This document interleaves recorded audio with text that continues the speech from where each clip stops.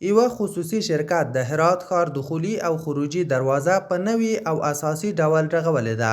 د دغه شرکت مسؤلین د یادې دروازې جوړښت د هرات ښار جوړښت یادوي او زیاتوي په دغه دروازه کې د هرات کلتوري اړخ ته د نوو زیاتونو سره پاملرنه کړې. د دخولي او خروجي دروازې په دغه ودانۍ 15 میلیون افغانۍ لګښت شوی دی. هزینه بالغ بر 5 میلیون شده و نوع معماری و یک چیز مختلط میشه گفت. ما طرح‌های از خارج از کشور هم داشتیم و به او همی هرات میگن شهر منحنیایه.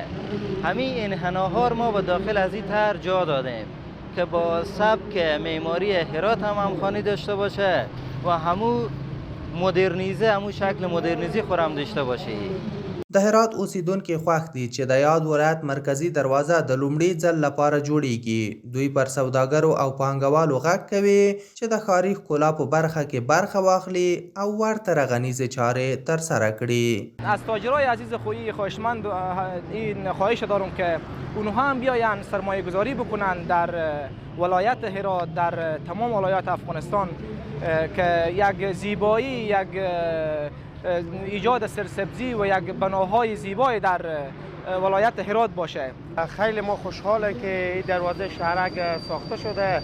امیدوارم که دیگه تجارا اینا هم به امیت جاهای بسازم مثل یک پل هوایی، مثل دروازه شهرک شهر مقبولتر شه و بهتر شه. هاخوا د هرات ولایت سیمهیز مسؤلین وایي په دې وروستیو کې د دغه ولایت مرکزي ښار ته د ښکلا ورکوونکو ودانیو 50 سلنه زیاتوالی راغلی. د هرات ښار د پخوا په نسبت باندې شاید 10 سلنه تر 50 سلنه پورې تغییر کړی وي. اکثریت سازه‌ها و نمادهای زیبا و مرغوب چون دروازه ورودی شهر هرات شما می‌بینید کار صنعتکارا هست. اتاق صنایع معادن برای تشویق و ترغیب ازوا تلاش کرده و یکی از راهکارها و برنامه‌های اتاق صنایع معادن هست که صنعتکارا رو تشویق میکنه تا ضمن از اینکه برای اشتغال زایی، برای سرمایه گذاری، برای رشد صنعت فکر میکنن، برای زیبایی شهر خودم، برای آبادانی کشور خودم فکر بکنن.